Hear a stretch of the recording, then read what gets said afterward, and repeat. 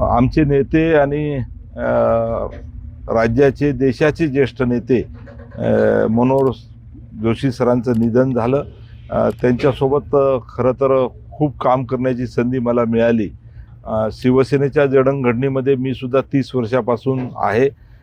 त्यांचं मार्गदर्शन सातत्यानं मला लाभलं। यवतमाळच्या वेळेस अनेक दौरे राज्याचे मुख्यमंत्री असताना त्यांनी केले।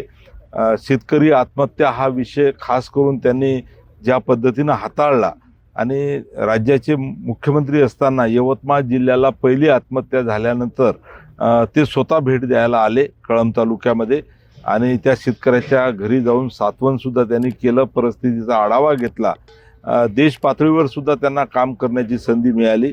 परंतु ज्या वेळेस शिवसेना असेल ज्येष्ठ नेते म्हणून किंवा लोकप्रतिनिधी म्हणून लोकसभा अध्यक्ष असेल किंवा मुख्यमंत्री असेल, अतिशय सुंदर काम त्यांचं होतं, नियोजनबद्ध काम होतं आणि खूप काही शिकायला त्यांच्याकडून आम्हाला मिळालं। यवतमाळ जिल्ह्यामध्ये जेव्हा ते यायचे तर आवर्जून माझ्या घरी त्यांची उपस्थिती राहायची।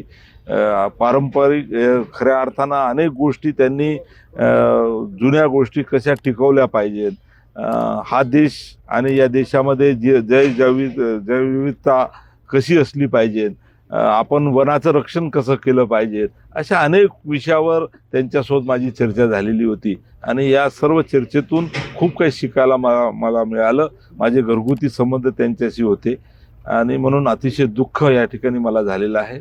त्याचसोबत आज दुःखद बातमीसुद्धा आमचेच बाजूचे जिल्ह्यातले शेजारी राजेंद्र यांचं सुद्धा निधन झाल्याची वार्ता आताच मला कळालेली आहे। खरं तर या गोष्टीमुळे दुःख प्रचंड झालेलं आहे। मी या दोन्ही मान्यवरांना श्रद्धांजली